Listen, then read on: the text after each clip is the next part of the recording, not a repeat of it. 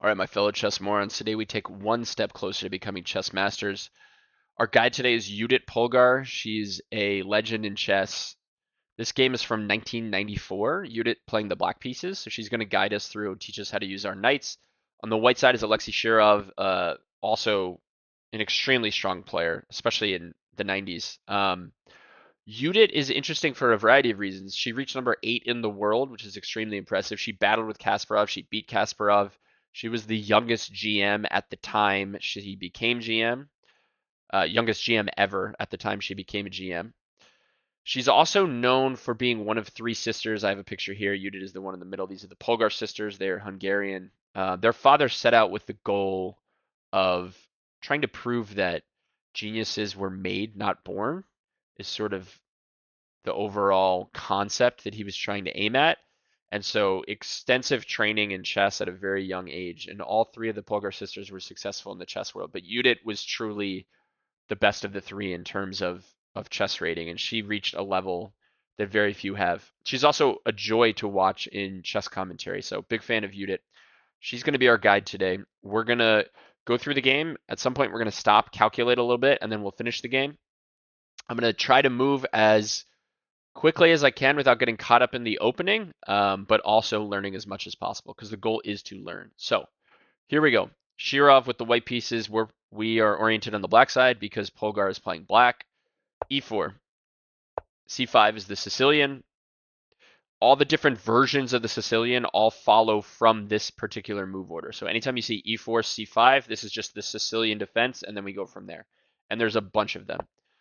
This is what's called the French version of the Sicilian, although that's not typically the name that gets applied. This is an open Sicilian, open meaning d4 and c takes d4 get played. And after knight takes, black now sort of defines the version of the Sicilian. And one of the reasons the Sicilian defense is so complex and so difficult is because it's often black that's actually choosing the version of the Sicilian we're getting. So for example, like the Najdorf, the Dragon, those might not come with a pawn on e6, but basically the different pawn moves you play in the Sicilian dictate which version of the Sicilian you're getting. This move is typically referred to as like the classical Sicilian, knight c6. Shirov responds with knight c3, d6. We get g4 immediately. So one interesting nuance about g4 being played here is that normally g4 gets played with the knight on f6 and this knight not yet on c6. So for example, if we go back to move 4 before knight c6 gets played, let's say that knight f6 gets played by Judit. We get knight c3 protecting this, and now after d6, the most popular move here is g4. This is called the Keres attack. Let's open the database. Yeah, most popular move here, g4. And so one thing to understand if you're on the white side of these Sicilians is that if you see this knight f6, e6, d6 structure, g4 is often a good way to attack because it puts pressure on this. And a little more nuance is when you do play g5, often the best move is knight f d7, which is just a hard move to find if you're not that strong at chess, which most of us are not. So good idea here for white to play g4 when you see this structure. So the fact that there is not a pawn on f6 and we still see g4 is a cool little nuance. And by the way, there's so many variations of the Sicilian. It's very fun to study, but it is a pretty, you're wading in some deep water for sure. So if you're going to try to play Sicilians, just understand that you're signing up for a lot of theory if you're trying to improve at the game and going to play against, stronger opponents. All right, a6. So this is sort of combining the idea of what's called the Najdorf defense, the Najdorf Sicilian. a6 is the key move in the Najdorf. Now, knight goes to e7 rather than f6 for the exact reason we just talked about, because g5 kicks the f6 knight. So notice that Judit is developing her knights, but her bishop is not developed. This bishop is not developed, and her king is not that close to being castled. So one of the reasons these Sicilians can be difficult especially for beginner players, is it's not natural development for this king. We're going to have to play a lot of moves here before we start getting developed. So like I said, difficult for amateur players to play for sure. But chess pros at this level understand these positions so well that it's just they can get away with playing them.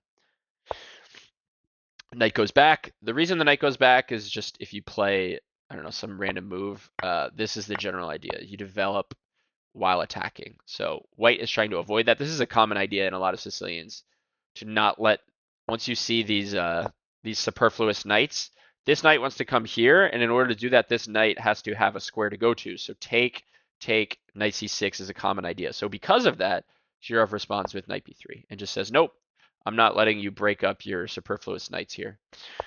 Okay, b5. Bishop wants to go to b5. f4, attacking on the king side. This is a key idea in a lot of different Sicilians. Bishop b7. Notice that these light squares are now controlled.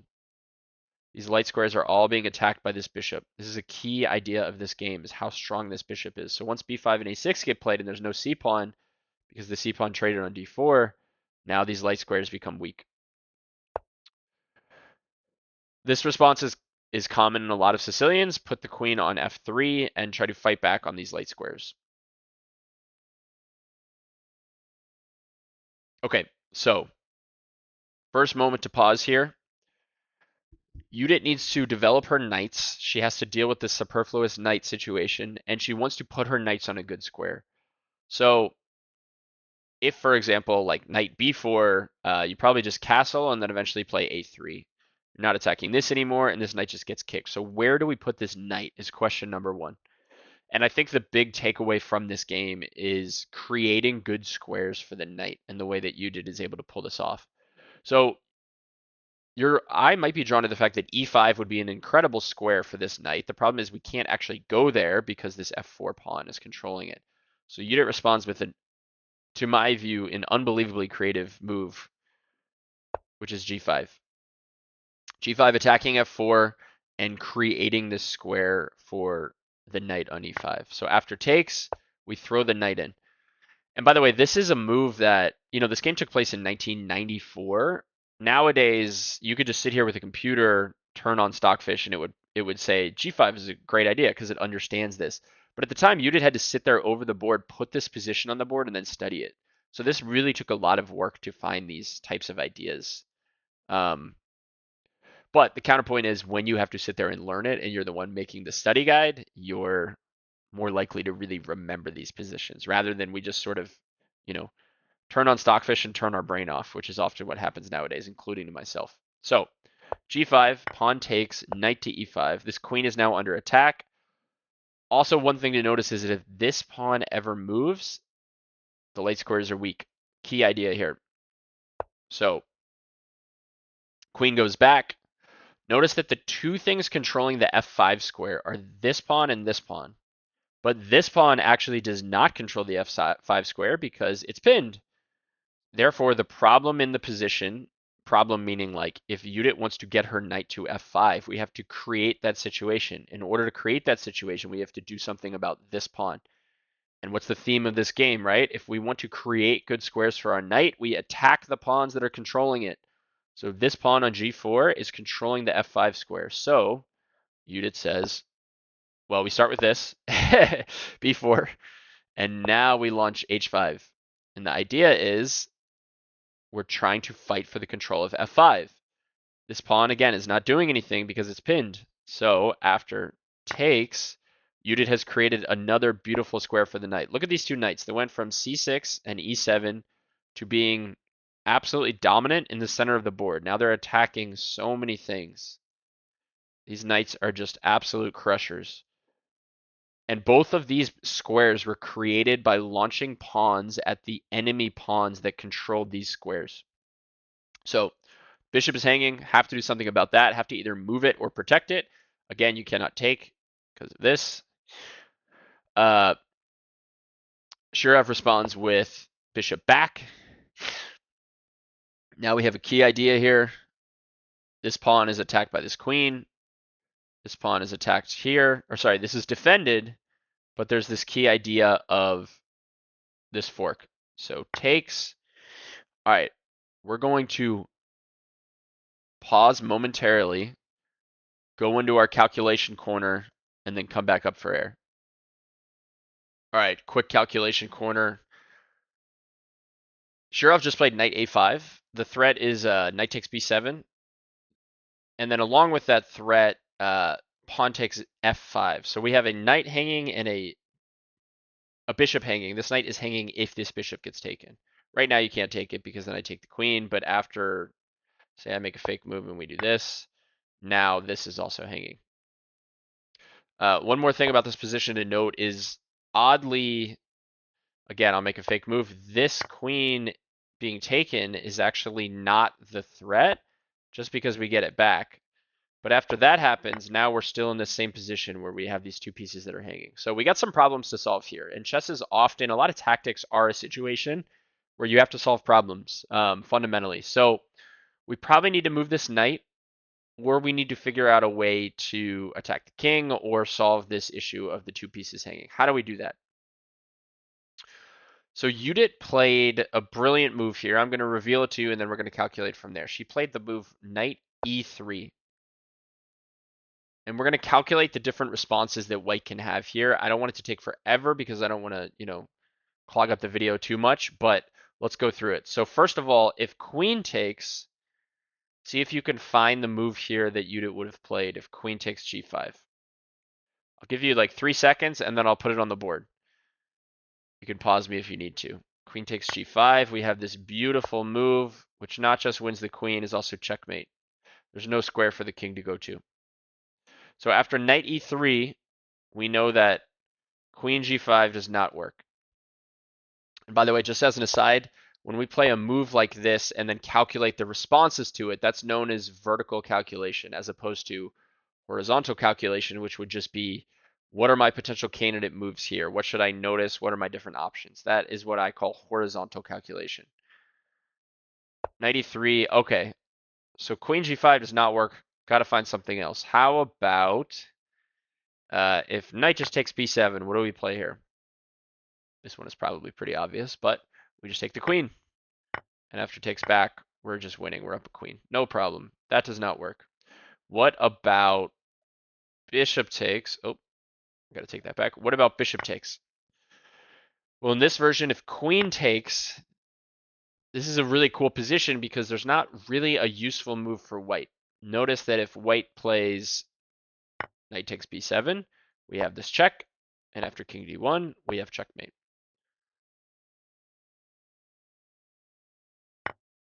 And you could give white this position. It's very, very difficult to come up with a helpful move. And sometimes when calculating, these types of positions are the hardest to find, which is there's not a clear knockout blow that goes like check, check, check, checkmate. This is a position in which, despite the fact that it's white to move, there's not really a useful position. The issue is that we're going to play knight f3 and checkmate here. This knight can't move. There's no way to defend knight the f3 square with another piece. So there's just not really a helpful move here. And if you play something like, I don't know, knight c4, you just take. If you play, for example, queen here, we just, same deal. I do not see a helpful move here for white. You might even have to play something like king here. But in that version, yeah, I'm still not sure what you play. Doesn't just like lose a piece. Maybe something like this. Oh, it's also checkmate. Okay. There's not a good move here for white. So point is, bishop takes does not work. Sorry. Just buried the lead there. Okay. So Shirov plays the final response, which is, or the only real response, which is queen g3. It's a confusing looking move, but it's the basic idea is I can't take, I can't take, I can't take, and therefore I just need to move my queen to a square that's not being attacked by the knight. That's the basic idea behind this. So in this version, we're going to calculate one last time. Now we're shifting the mental side of the game, and this can be difficult in chess, but we had this vision of this beautiful knockout blow where we would checkmate with knights, and Polgar would show us, this tactical brilliancy, but sometimes tactical brilliancies shift into just winning a simple end game or a simple middle game where we have an advantage in material, and that is the case here. So now we need to be able to shift and say, okay, queen takes, whatever you take back with doesn't matter. You have a pawn on c2 hanging. I will fork your king and rook, And even after you take this bishop, I will still just take on a1, and I will be up the exchange. And in that version, let's count the material, right? Queen takes queen. Let's say knight takes queen, even material. Knight takes c2, up a pawn. Knight takes b7, down a bishop, up a pawn. Knight takes a1, up a rook, up a pawn for a bishop. So we get a rook pawn for bishop, and that should be more than enough material. And after that position in that version, there is a question of whether we'll be able to hold on to this knight, but we should be able to push b3 and find a way to defend. So Polgar shifts from calculation brilliancy into just cold, simple endgame. Knight takes c2, king scoots over, we take, and the rest is pretty much a simple execution of a material advantage. There's not really more to it than that. We just got to be careful with some of these tactical ideas. Don't let white get any counterplay. Yeah, we just shut down the movement of this pawn. This bishop becomes really bad. And from there, scoot the king up, nice and simple. Now we force a trade, and Shirov resigns. So really beautiful here from Polgar. The key idea being that knight e4 move. Sorry, knight e3, excuse me. And so I think big takeaways from this game are the brilliance of these knights. If I could pick one game of chess to show how a knight or two knights can affect a game of chess, I think I would probably show this one. This idea of creating a good square for a knight starting already right here with g5, really genius. And then second, fighting for the f5 square. How do we do that? Well, we start by b3, and we put our knight on f5. Just really, really beautiful chess. And then the tactics kind of flow from there. So a beautiful one from Polgar. I really hope you enjoyed it. I hope we are all collectively one step closer to becoming chess masters. All the YouTubey things, I would appreciate the likes, comments, subscribes, all that stuff. If you're enjoying the channel, I appreciate it. And certainly, any feedback helps me know what's working and what's not working. So feel free to reach out. I'm still new to this, but all the feedback I can get is very helpful. Hope you enjoyed it, and I will see you on the next one.